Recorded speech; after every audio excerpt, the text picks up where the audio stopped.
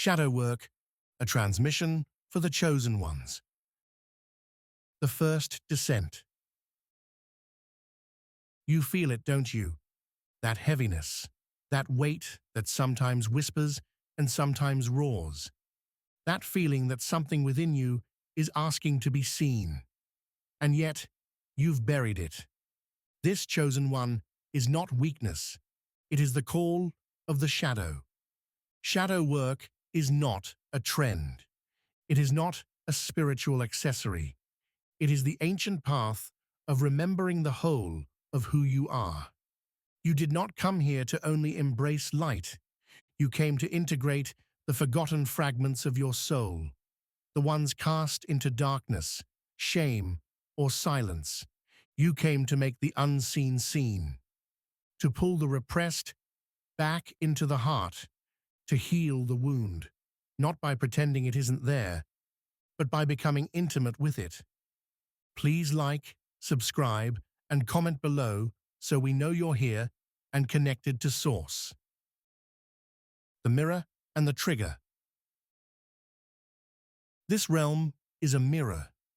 Everything outside you is a reflection of what lies within. But not all reflections will flatter you. Some reveal the wounds you haven't touched in years or at all. Some awaken emotions you swore you were done feeling. These are the trigger mirrors, and they are sacred. Some will trigger you. Some will ignite rage, jealousy, fear, or shame.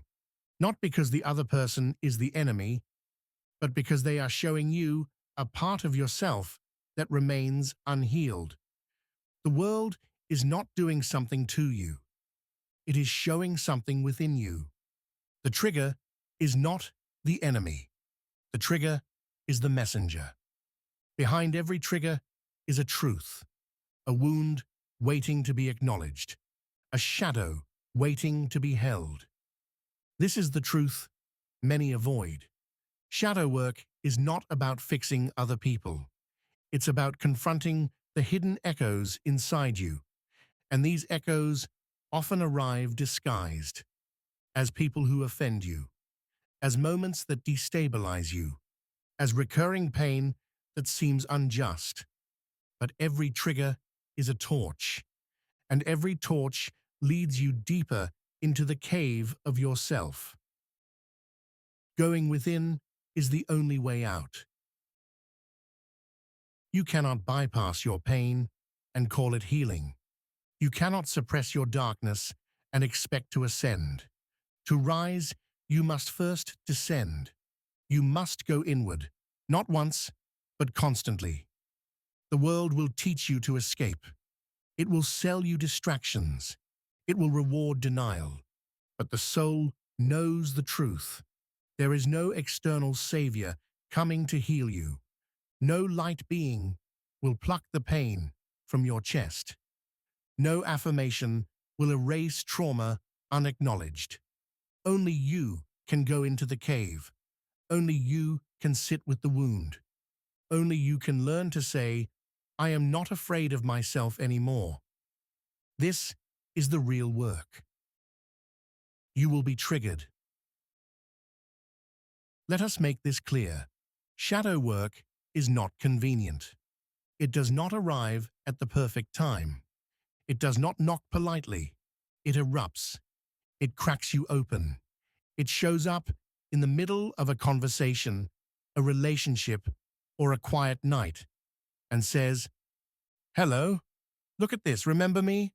This part of you still hurts. This part of you still fears. This part of you still doesn't believe it is lovable. The triggers will keep coming until they become teachers, until you stop running and begin listening, accepting the shadow, not eliminating it. You cannot destroy your shadow. You cannot banish the parts of you that suffered. They are not here to ruin you. They are here to reveal you, your anger, your jealousy, your fear, your control. They all served a purpose at some point. They all protected you when you didn't know how else to survive. To do shadow work is not to annihilate, it is to reintegrate. You say, I see you. You say, I know why you're here. You say, I won't let you drive anymore, but you're allowed to ride with me now. This is power. This is maturity. This is wholeness. When the darkness is useful. Do not fear the darkness. It is not always the enemy. Sometimes your shadow gives you what light alone cannot. It gives you fire. It gives you grit. It gives you the raw, unfiltered will to survive and rise when no one is watching. There will be seasons when love and light are not enough, where peace alone will not save you, where you must fight for your soul, your vision, your boundary. This is not regression. This is not failure. This is you, using your darkness wisely, as a sacred sword, not a weapon of destruction. You are not meant to be passive. You are meant to be whole. Warrior energy in the shadow realms. When darkness presses upon you, do not collapse. Do not crumble. Stand. This world is not neutral ground. There are forces that feed on unconsciousness. There are energies that benefit when you forget your power. You must learn to become both, the gentle healer and the fierce guardian, the peaceful soul and the shadow warrior. Your softness is your strength. Your fire is your protector. Balance is not peace at all costs. Balance is knowing when to light a candle and when to become the fire. Nobody can save you from yourself. Let this truth land deeply. No one can save you from your shadow. No one can rescue you from the pain you have buried. No one can go inside your soul and do the work for you. You are the only one who can sit with the wound long enough to understand its language.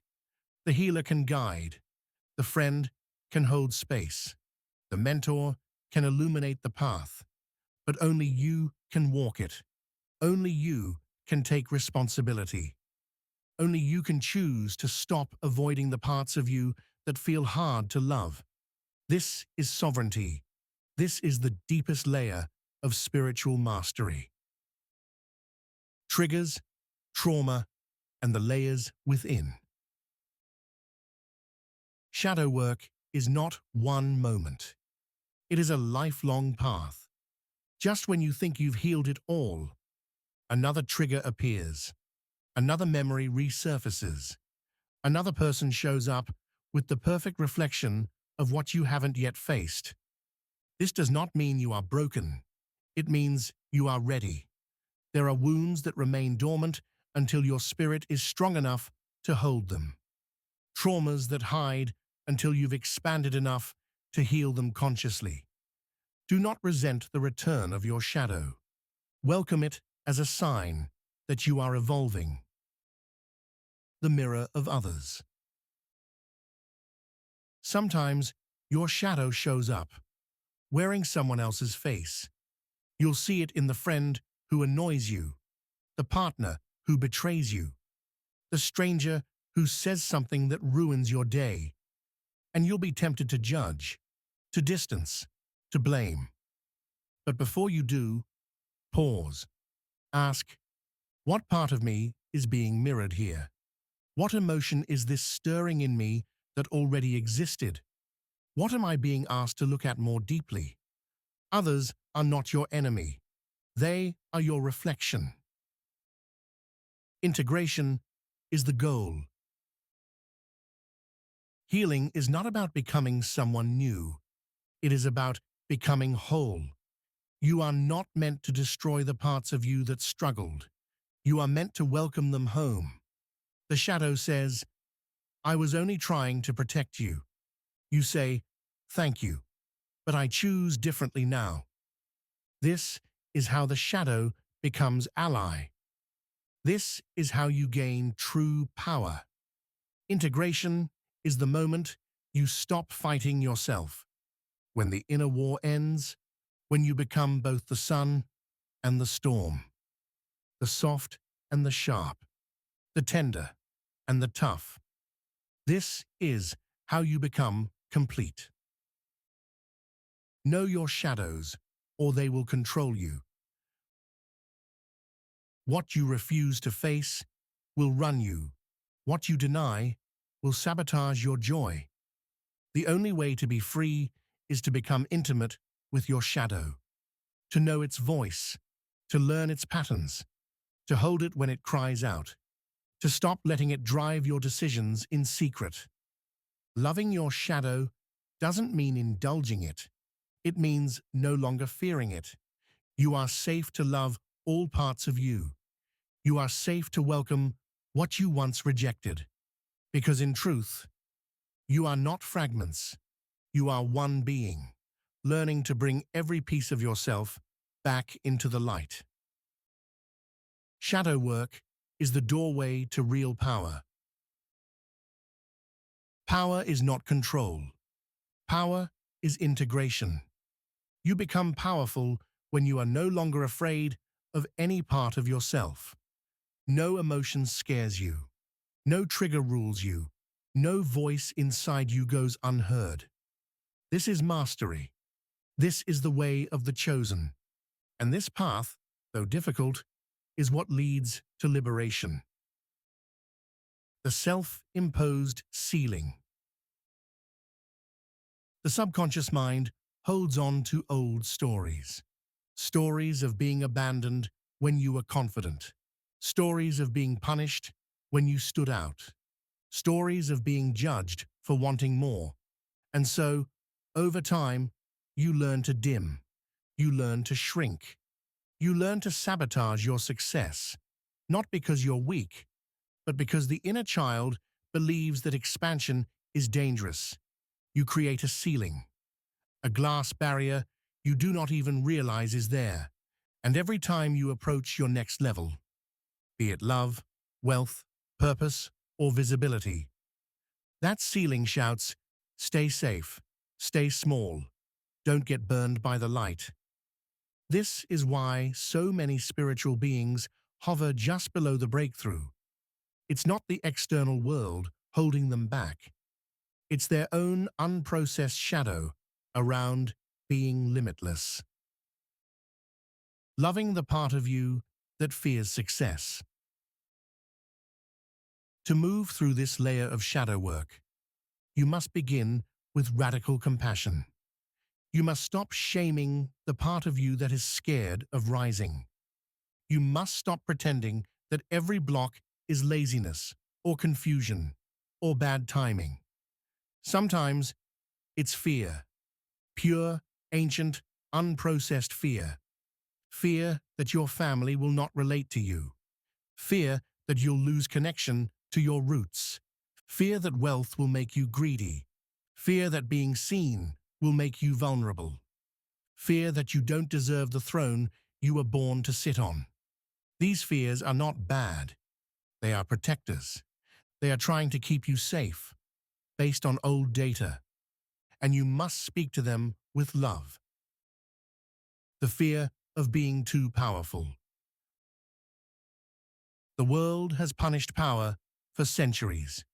Mystics burned at the stake, oracles silenced, rebels exiled, witches drowned, leaders assassinated. Your DNA remembers. And so, the fear of being powerful is not just yours. It is ancestral. It is cellular. It is historical. This is why, just before your greatest expansion, you may feel anxiety, resistance, or sudden self-sabotage. Not because you're not ready, but because your shadow is still convinced that power equals danger. Your shadow is allowed to come with you. You will never be done with your shadow, and that is not a curse. It is a sacred invitation, because your shadow is your companion on the path of evolution. It is not separate from you. It is you, in a form you are learning to love.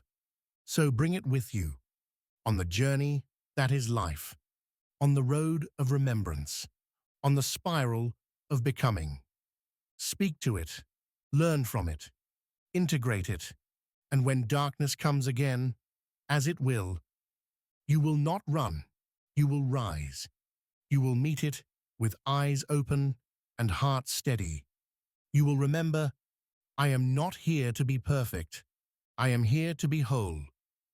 And in that wholeness, you will find your true light. Final transmission on these hidden shadows.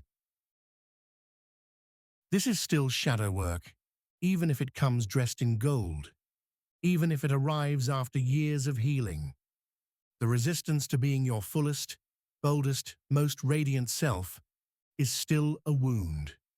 But it is a wound you are now strong enough to face. So go there, meet the version of you that fears becoming too much.